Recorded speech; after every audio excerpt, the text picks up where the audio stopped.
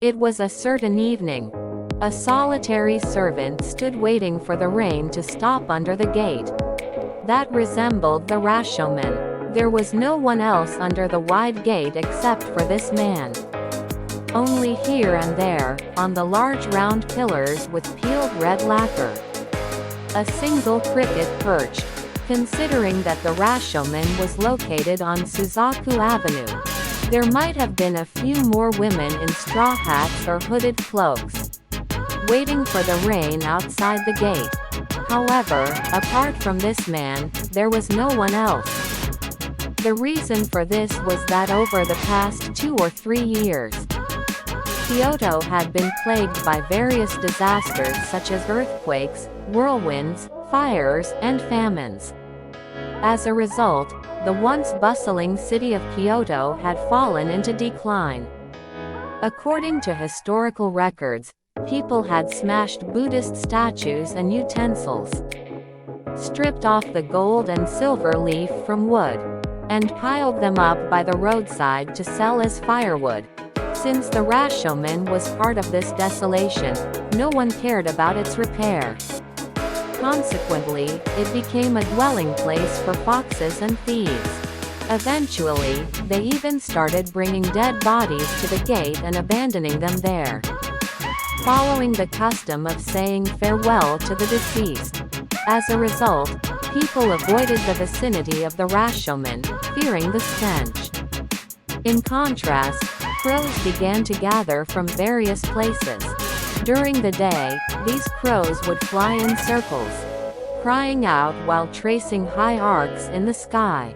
Especially during the evening glow, when the sky above the gate turned reddish. They appeared as if they were sowing sesame seeds. Of course, the crows were pecking at the flesh of the dead person on top of the gate. However, today, perhaps due to the late hour, not a single crow was in sight. Only here and there, on the crumbling, grass-covered stone steps, white spots of crow droppings clung to the worn surface. The servant sat on the top step, resting his indigo-clad buttocks against the sliding door, absent-mindedly gazing at the falling rain, while nursing a large pimple on his right cheek.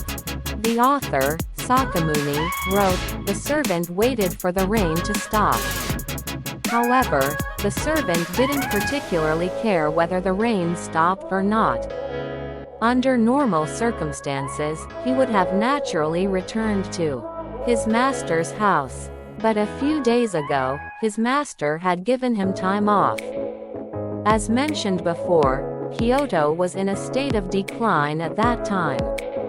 Now, this servant, who had served his master for many years, had been dismissed due to the small ripples of this decline.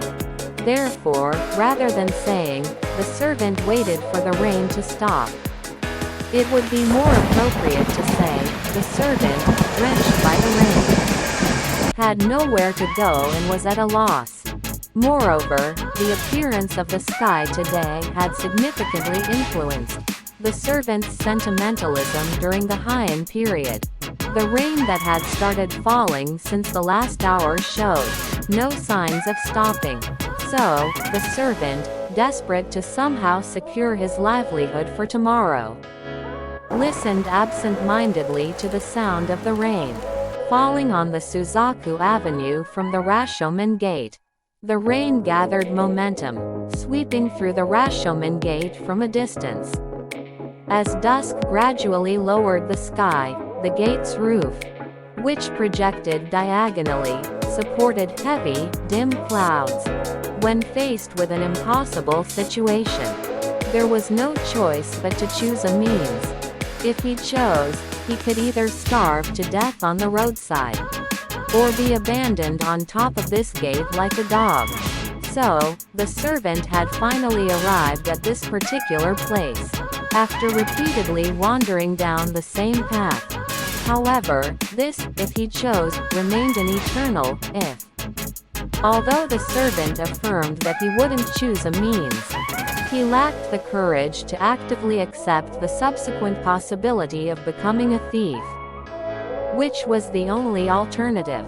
The servant sneezed loudly and then stood up ceremoniously. Kyoto, chilled by the evening cold, was so cold that he wished for a brazier. The wind blew through the gate's pillars,